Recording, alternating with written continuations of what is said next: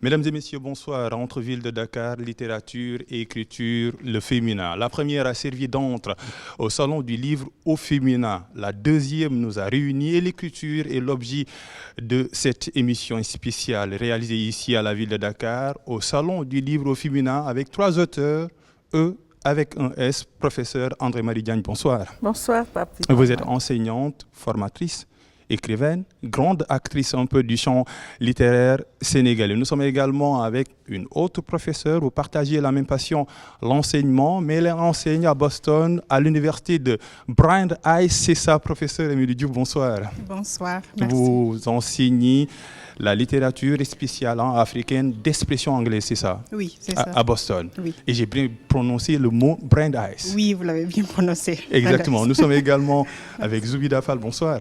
Bonsoir, papa. Vous êtes auteur avec un E. Il faut accorder parce que le féminin est important aujourd'hui au Salon du livre africain, c'est ça. Tout à fait, c'est Et vous exactement mettez, cela. vous excellez dans les conversations téléphoniques, une autre méthode un peu de faire parler les femmes, c'est ça.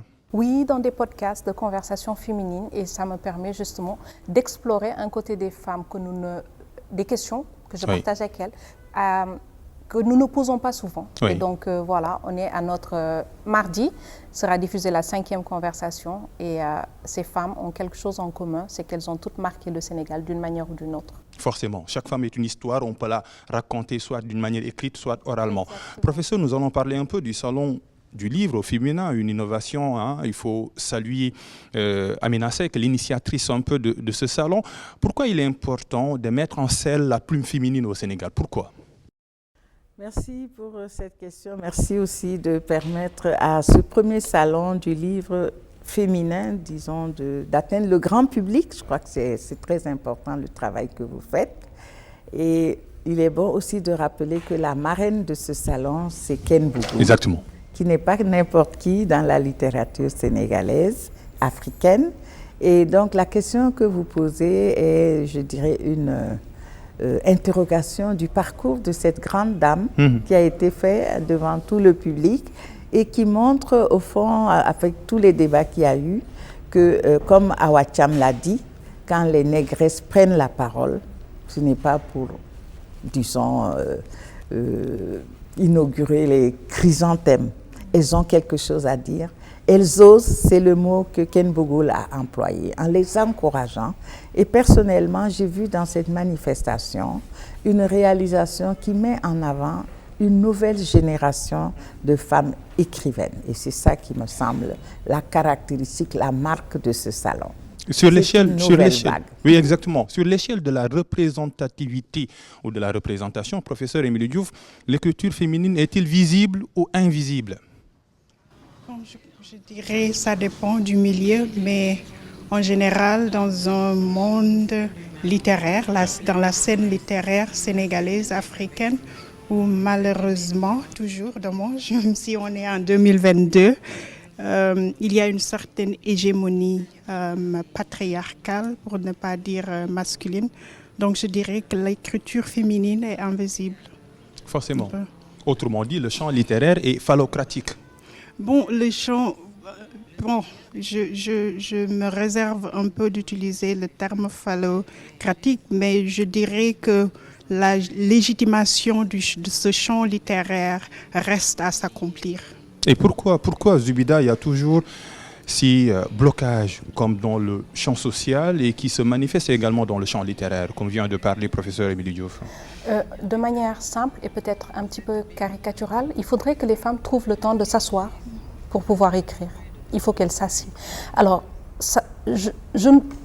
elles ne sont pas nombreuses à pouvoir trouver le temps de s'asseoir. Trouver le temps de s'asseoir, de mener une réflexion intellectuelle, d'avoir des choses à dire, elles en ont toutes, mais de trouver le temps de se poser et de pouvoir dire ces choses. Et quelles sont les causes? Pourquoi il n'y a pas le temps pour s'asseoir, pour écrire? Je ne pense pas que nous soyons nombreuses en tant que femmes au Sénégal à trouver le temps de nous asseoir parce que la charge que les femmes portent est une charge réelle dans la société dans laquelle nous évoluons. Nous le portons, la plupart d'entre nous le portent de bon cœur en pensant que c'est leur choix à elles de porter ce poids-là. Mais une journée ne dure que 24 heures. Et si dans les 24 heures, on doit s'accomplir et professionnellement, et en tant qu'épouse, et en tant que mère, et ensuite en tant que créateur, je ne pense pas que 24 heures soit suffisant pour le faire. Il y a un manque de temps, il y a un manque également de cette liberté d'écrire parce que l'écriture est une liberté? Écrire est une liberté, dire les choses tout simplement, oser dire les choses est une liberté. Je ne sais pas si on l'a tout le temps, ou sous tous les horizons, ou de la même manière, ou sous cette forme-là qui peut être plus simple, on va dire, pour les hommes. Mais on est en quête de liberté et qu'on est en quête de cette liberté-là.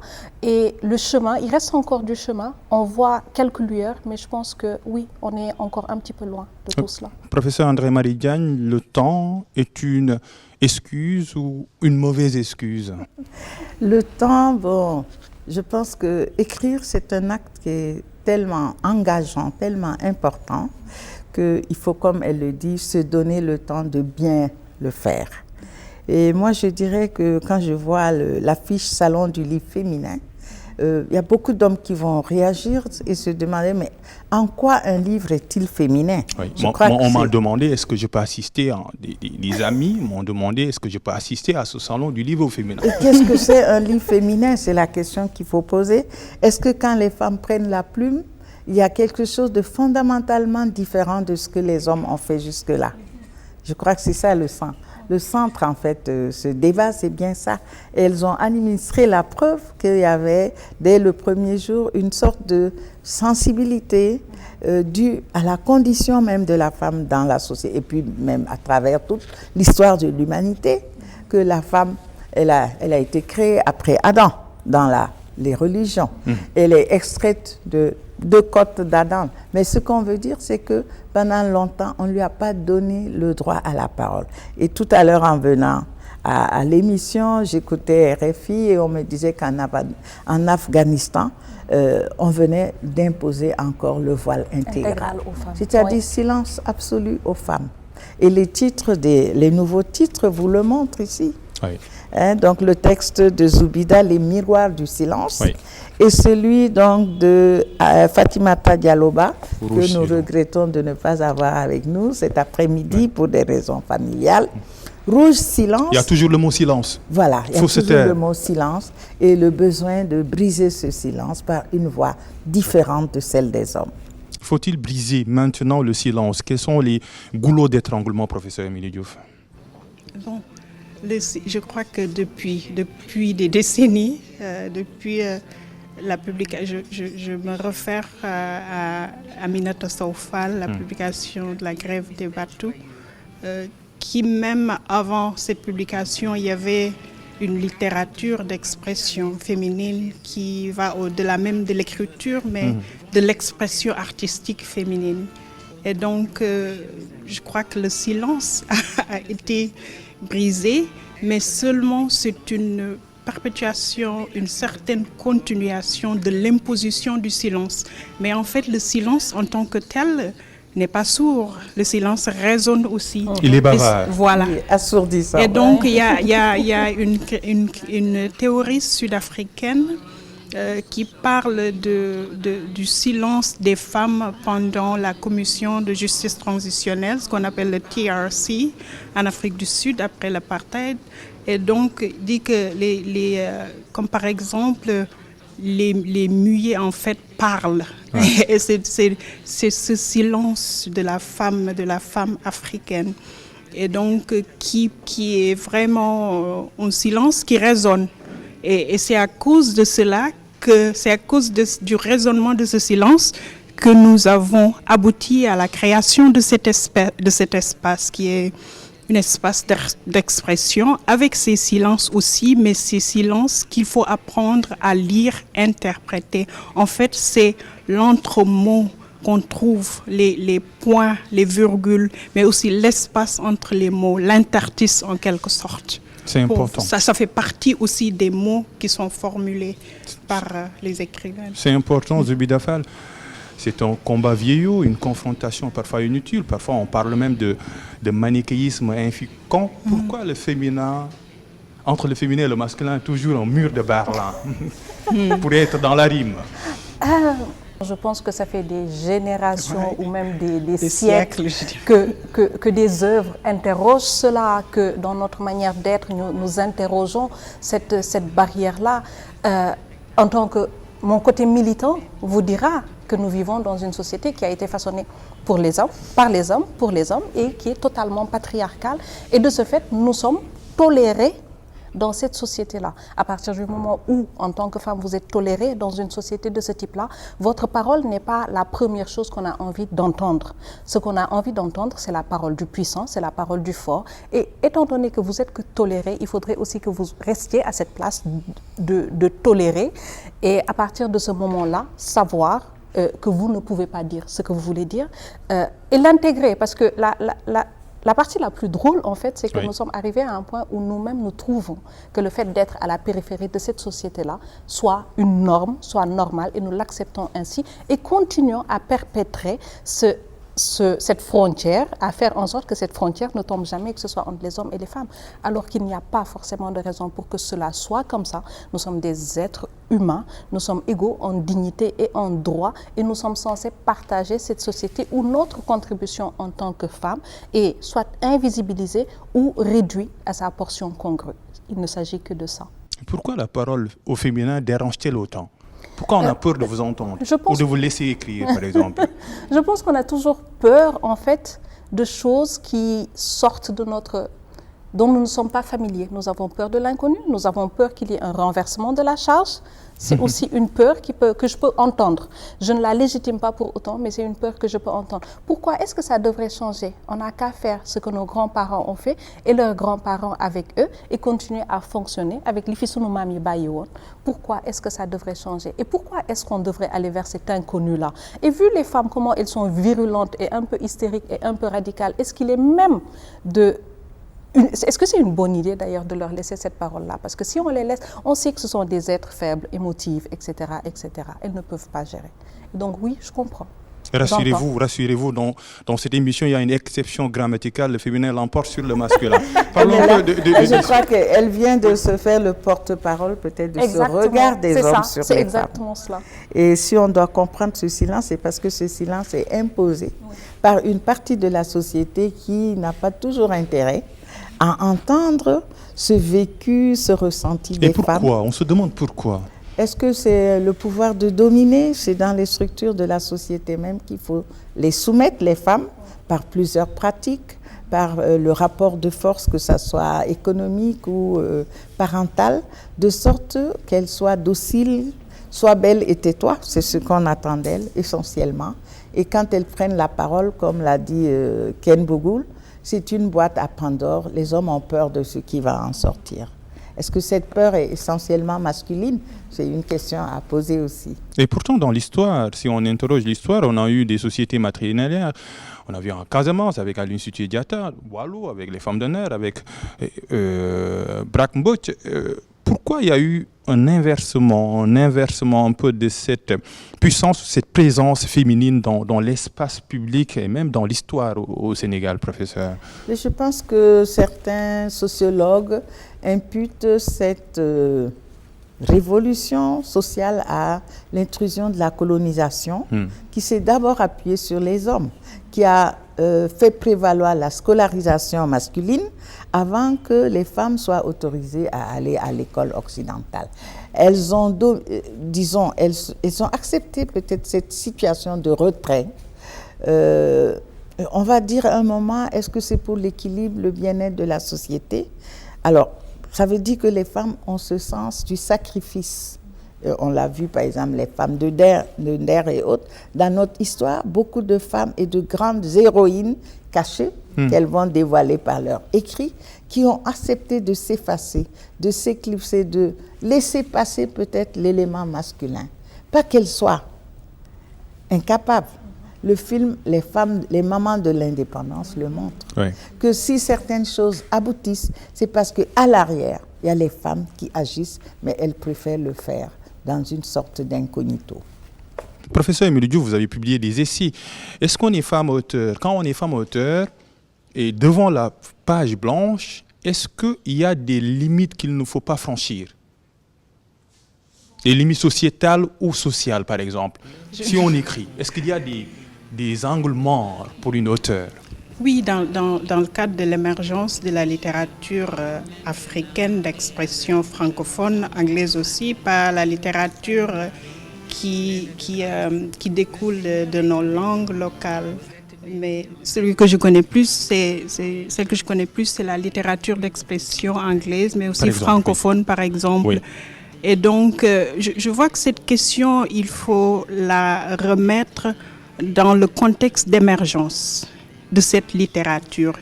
Et pour éviter l'ostracisme, donc il faut vraiment que ces écrivains, ces auteurs, vraiment qu'ils calculent vraiment le contexte dans lequel leur écrit émerge. Et qui sont les lecteurs? Est-ce qu'on se pose la question à savoir pour qui les femmes qui écrivent, les femmes auteurs, écrivent pour qui, par exemple? Donc, qui est vraiment le lecteur assumé?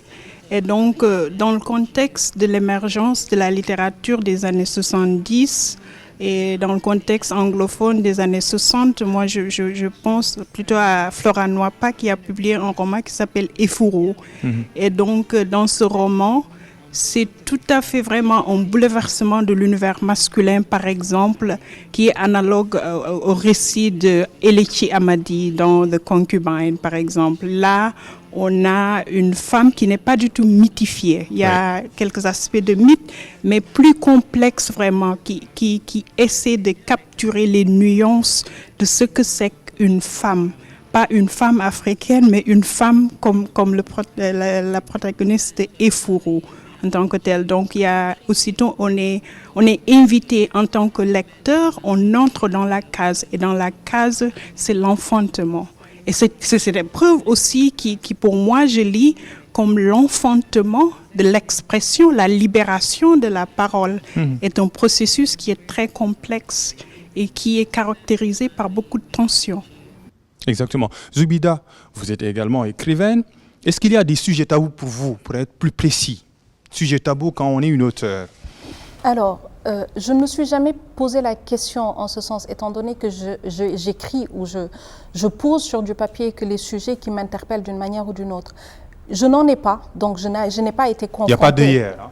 Non, je n'ai pas été confrontée à cette partie-là où je me suis dit non, je ne traiterai pas de ce sujet-là. Typiquement, j'ai traité du sujet, on va dire, de la sexualité des seniors, des femmes d'un certain âge, qui au-delà de 60 ans ressentent le besoin de pouvoir retrouver un conjoint, ce que nous ne concevons pas, nous, dans notre société. Et donc, on l'oublie ce sujet-là parce que tout le monde considère que sa mère, à partir d'un certain âge, n'a plus qu'un seul besoin, c'est d'aller à la mosquée et de rester sur sa natte et de prier. Oui. Si ce sujet-là, très peu connu ou très peu visibilisé, je l'ai traité. En règle générale, je ne me mets pas forcément de tabou sur ce que j'écris. Mais ce que j'observe, c'est qu'il y a beaucoup de sujets auxquels on ne touche pas. Le sujet le plus simple, personne ne touchera, la plupart des femmes ne toucheront pas à un sujet sur l'homosexualité féminine. Oui. Sur l'homosexualité tout court, ce sera un sujet qui ne sera pas forcément traité, ou sur l'homosexualité féminine, parce que je ne pense pas que dans notre société, telle qu'elle est conçue ou telle que nous pensons, nous soyons peut-être prêts à aborder ce sujet-là. Je crois qu'un homme aborderait ce sujet beaucoup plus simplement, et Mbougar l'a déjà fait de toutes les façons, qu'une femme. Je ne sais pas pourquoi, je n'ai pas pris la peine de me poser et de réfléchir à cette question, mais non, je ne l'ai pas forcément fait. Et comme disait Yaous, la réception est un problème ici au Sénégal parce que parfois il y a une difficulté de séparer l'auteur de la narratrice, par exemple. Tout à fait. Oui. Et bon, souvent, ça c'est l'attitude du lectorat par rapport à une œuvre de fiction, donc la tendance à assimiler les personnages qui sont dans l'œuvre à l'auteur ou aux éléments de sa biographie. Mais j'ai une image en fait qui pourrait être empruntée à cette prise de position de la femme, la naissance de la voix, la parole, l'écriture de femme. C'est la grande royale de Cheikh Hamidou Kane. Oui. Lorsqu'elle décide de convier les femmes à une assemblée où il n'y avait que selon la tradition des hommes. Et elle annonce, j'ai fait ce que on n'a pas l'habitude de faire, ce qu'on n'accepte pas, c'est de voir les femmes prendre la parole en public. Donc il y a déjà des traditions qui sont très fortes. Et je dirais, moi, s'il y a un tabou que personnellement, ça relève peut-être de l'autocensure, c'est par exemple au niveau des registres de langue. c'est pas dans les sujets, c'est dans la manière de parler, d'évoquer certains sujets.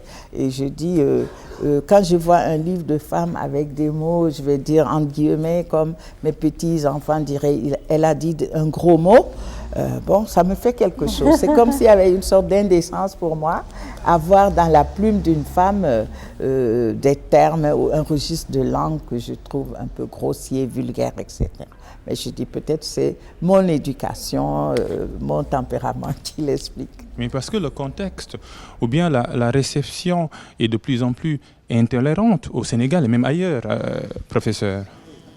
Oui, ce n'est pas juste le Sénégal. Je crois que on est dans un monde où c'est vraiment un bras de fer vraiment pour le pouvoir, pour acquérir un certain pouvoir à tout prix.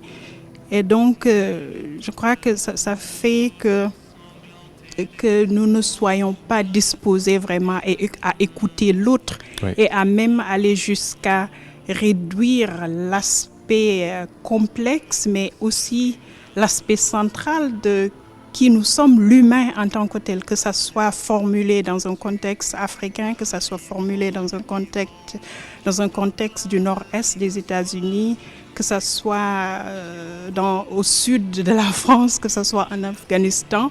Donc c'est que cette conception de l'humain, je crois que à cause de certaines soucis vraiment, mais aussi à la dominance vraiment de cette recherche, de cette conquête, je dirais.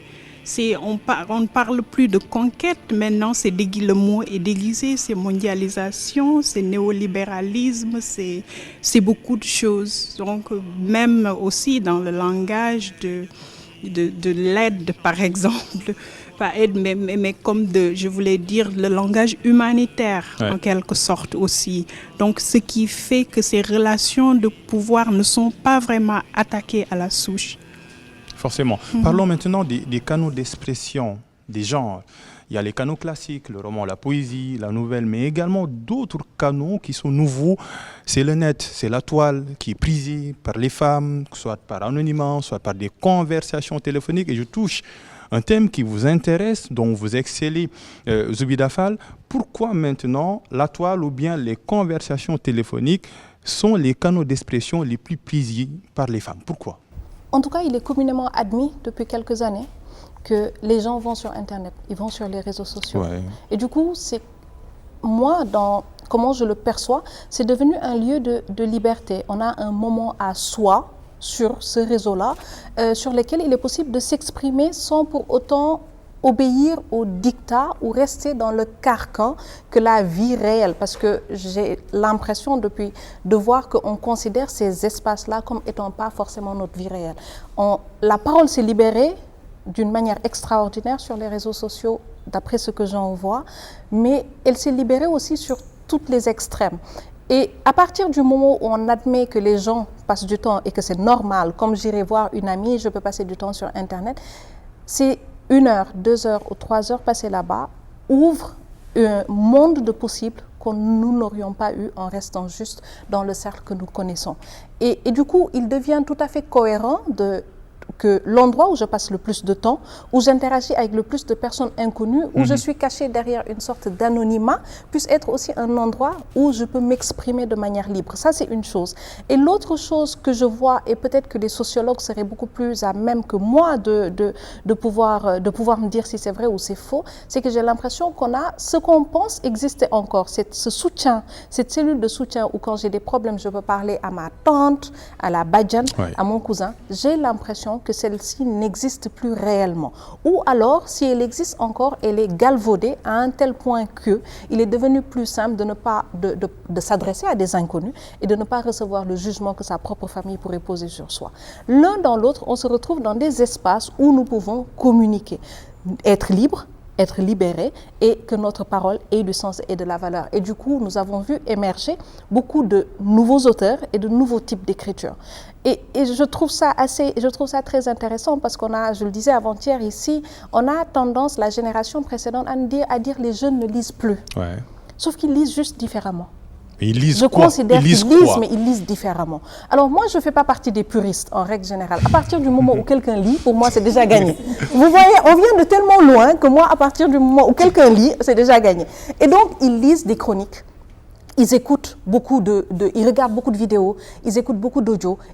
Ils font un certain nombre de choses que je pourrais aujourd'hui assimiler à de la lecture, mais à de la lecture sous des formes différentes. Lire, c'est important, mais quoi lire également est plus important. La gardienne du temps, c'est important. Alors, la gardienne du temps, c'est très important parce que les médias, comme le livre lui-même, peut présenter un danger. Oui, c'est pas neutre. Il y a des abus et oui, je crois que les nouveaux médias sont là pour montrer qu'il y a des formes d'addiction et que nous sommes obligés aujourd'hui, les enseignants par exemple, de les accepter dans l'espace de formation, dans les cours. Mais la question est de savoir quelle est l'éducation à l'utilisation de ces médias qui est effectif. Est-ce qu'il n'y a pas besoin de sensibiliser les jeunes, de les accompagner un moment avant de les libérer? Parce qu'en tant que lecteurs, ils sont libres, mais pas libres d'aller vers n'importe quoi. On se brûle les doigts. C'est un peu, je vais dire, lire, c'est être un voleur de feu. Et on doit apprendre, on doit savoir qu'on peut se brûler les ailes. Il faut des filtres. Il faut des filtres jusqu'à ce qu'il y ait une sorte de, je vais dire, de maturité, d'indépendance qui permettent donc à celui qui va vers quelque chose d'assumer les dangers. Forcément. On nous a dit la lecture se visse impunie. C'est valable aussi bien pour le livre physique que pour les réseaux sociaux. L'écriture virtuelle, la parole se libère au quotidien. Mais danger ou solution, professeur? Puis-je vous demander de répéter la question? Je disais tout à l'heure que l'écriture virtuelle, avec l'écriture virtuelle, la parole se libère. On a beaucoup de témoignages, pas de filtre ou peu de filtres. Danger ou solution pour la lutte un peu pour la libération de la parole? Je ne dirais pas que c'est un danger, parce que moi, je n'aime pas les garde-fous, vraiment. Il faut libérer. Voilà, il faut libérer. En fait, c'est ça la créativité. Peut-être éviter également le liberticide. C'est la créativité. Dans la créativité, il y a forcément un certain libertinage. Et donc, c'est ça qui libère la créativité, la pensée critique aussi. Donc, moi, au lieu de formuler la question comme danger ou gain, je préfère me poser la question à savoir si on a le langage pour comprendre ces nouvelles formes de lecture. Parce que ce sont des nouvelles formes de perception, qui contribuent aussi à cultiver l'imaginaire, que ce soit un imaginaire sénégalais, que ce soit africaine, panafricaine, que ce soit mondial. Donc, on a besoin vraiment d'outils. Et donc, c'est en ce sens que des espaces comme celle-ci sont importants parce que ça permet le dialogue, l'échange entre celles qui produisent, celles qui consomment. Exactement. Et qui produisent aussi en retour. Et donc, je crois que ces conversations aussi se passent dans d'autres formes de médias, telles que ce que Zoubida a fait.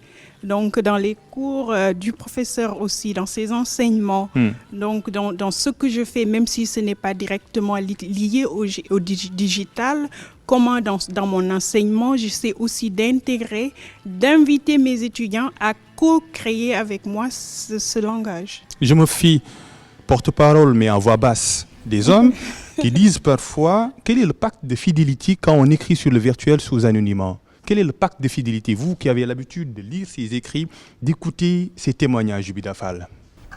Je ne sais pas ce que vous mettez dans le pacte de fidélité en tant que tel. Par exemple, on a la majeure partie de converser avec une auteure, un auteur qui a écrit, de lui poser des questions, d'échanger, qu'il y ait un peu un interlocuteur et un destinateur.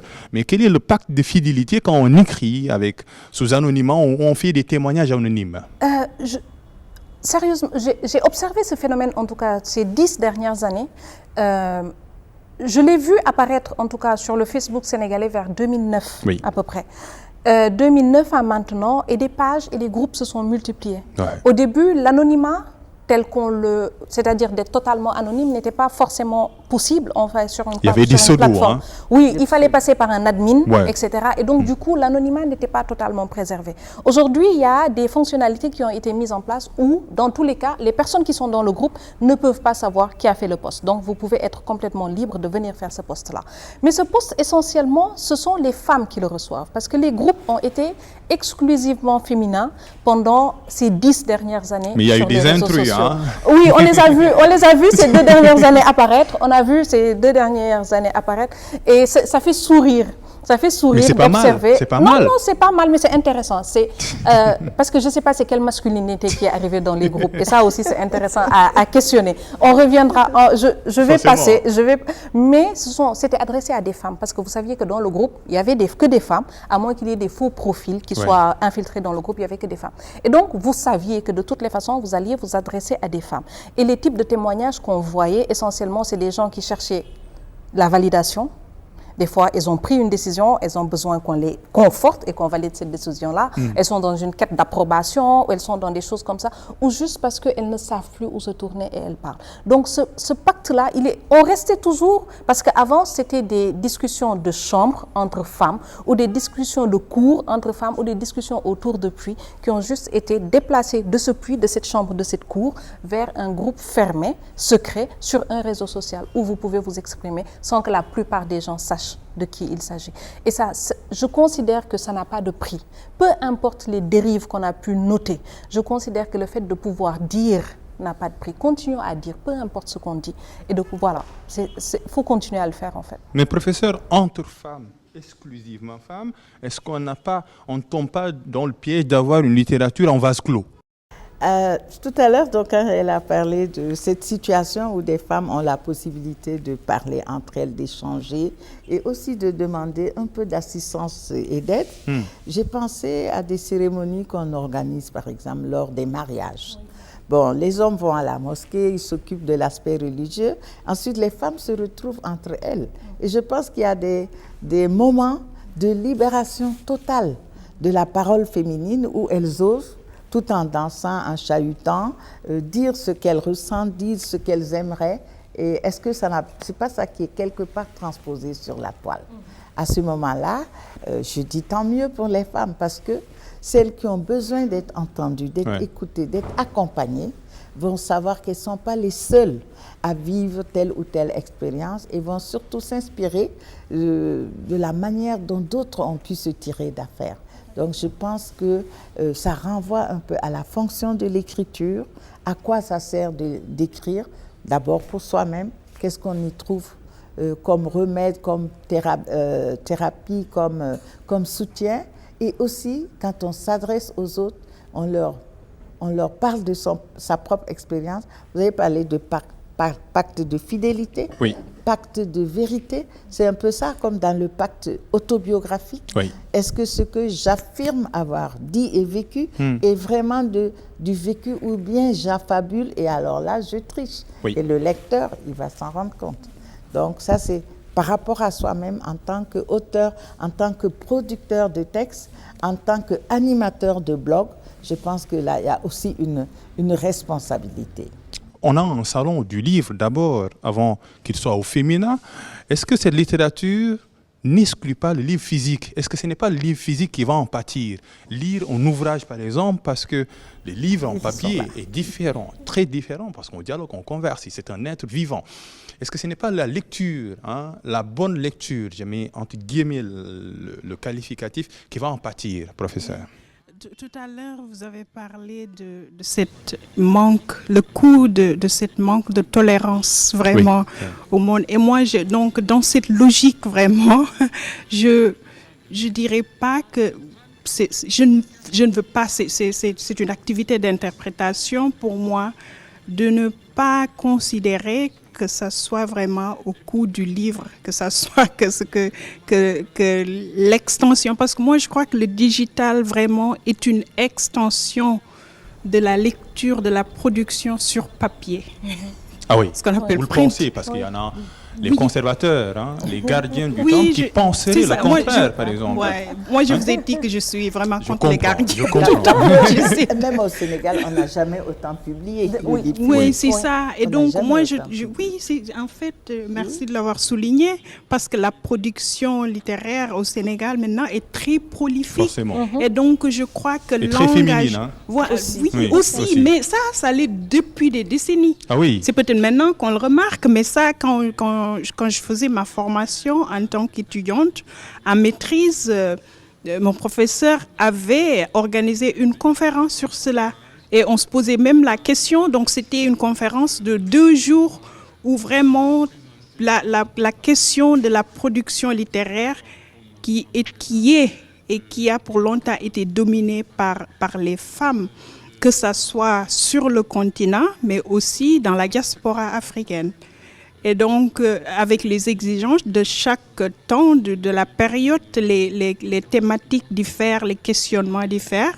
Mais je crois que la création digitale, parce que moi je trouve ça comme une activité très créative et générative. Ouais. Et donc, cette activité génère aussi et fructifie la pensée sur papier. Forcément. Ouais. Il nous reste peu de minutes. Une question unanime. Est-ce que vous êtes d'accord, Zubida Fall, que l'écriture féminine doit forcément et seulement parler des problèmes féminins? Non. Pourquoi?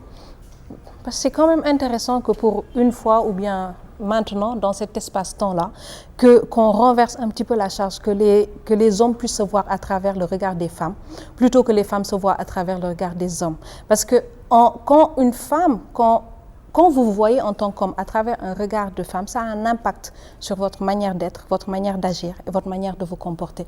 Comme votre regard, ce regard d'homme, pas le vôtre, Papa Lyon, comme ce regard d'homme a pu avoir un impact sur ce que nous pensons être femme, ce que nous pensons être la féminité, c'est intéressant qu'on puisse un petit peu voir ça d'un regard différent. Et parce qu'il y a un livre, par exemple, qui est sorti en 2012, d'une amie, ça s'appelle Un homme infidèle et parfait. Quand je lis le titre, je vais le lire pour parler un peu, même question, professeur. Quand je lis le titre, Un homme infidèle et parfait, Mais je parce dis, que tous je vais les hommes engager sont infidèles.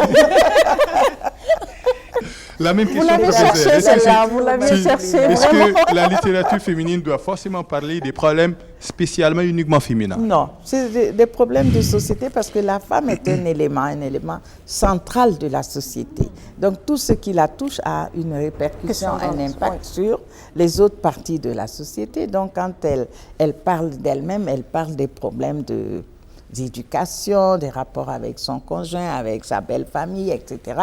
Donc quelque part, c'est toute la société qui est, disons, reflétée dans son œuvre. Parce que vous veniez de citer des titres où il y a toujours silence, Oui. soit des brimades, soit des sévices Donc vécus par les femmes.